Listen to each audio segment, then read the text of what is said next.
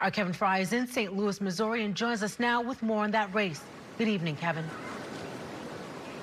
Yeah, good evening, Ayana. Tell me if all of this sounds somewhat familiar. A progressive lawmaker critical of Israel's handling of the war, millions of dollars flowing into a single congressional primary from the group AIPAC, which supports Israel. And on top of that, a lawmaker who has some questionable activity and on top of that voted against the infrastructure law. No, I'm not talking about the Jamal Bowman race, though you would be forgiven if you thought I was. Now, the person that is squaring off against Cori Bush is Wesley Bell, who is a county prosecutor, and essentially he has argued, kind of like George Latimer did, that Bush has too much controversy, that she's a bit of a free agent, that she doesn't stick in line with the Democratic coalition enough by pushing it perhaps a little too far, and he would be a more loyal vote. Millions of dollars have been thrown into this race. It's not as expensive as the Bowman race by any means, but it's pretty far up there, well north of $10 million.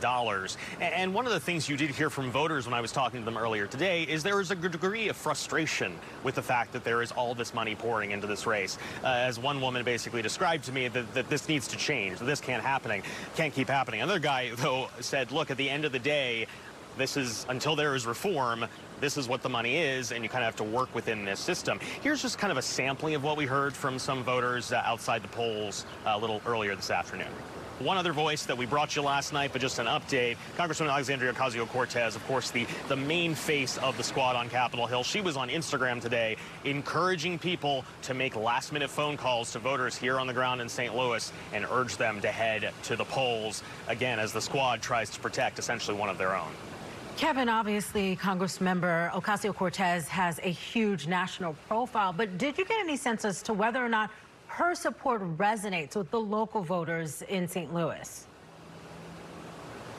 I mean, at the end of the day, no. And one of the things that kept popping up to me when it comes to people that were critical of Cori Bush wasn't even necessarily her commentary on Israel, though one gentleman certainly made a point of noting that when I spoke to him. But they went back to concerns over if she's pragmatic and whether or not she's been practical in actually getting things done, or if she's been too much of an ideologue. Several people invoked, and this has been part of the ads that AIPAC has bought, several people invoked her vote against the infrastructure bill that was really a cornerstone of Biden's accomplishments and something that they say could have actually had an impact here in St. Louis. For the second time this primary season, a member of the progressive squad on Capitol Hill has been ousted from Congress. Representative Cori Bush, an outspoken critic of Israel's handling of the war with Hamas, faced a wave of outside spending, including millions of dollars from the pro-Israel group AIPAC. Her competitor in Tuesday's Democratic primary, County Prosecutor Wesley Bell, declaring victory. Folks in this region wanted vision, and it got tough. There was a lot of negative ads, and it was hard to have any constructive conversation about issues, but we kept pushing. While Bush issued a challenge.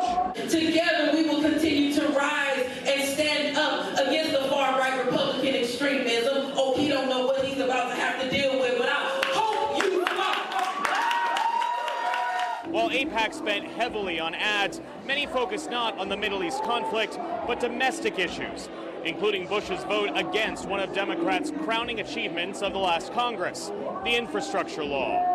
At the polls, Bush supporters we spoke with Tuesday argued she has been a strong advocate for this city, but critics question whether her style was effective in getting results. As mentioned, Bush is the second member of the progressive squad to lose a primary this election cycle. The first was Congressman Jamal Bowman of New York, likewise a critic of Israel who faced a lot of outside spending from AIPAC. In St. Louis, Kevin Frey, Spectrum News.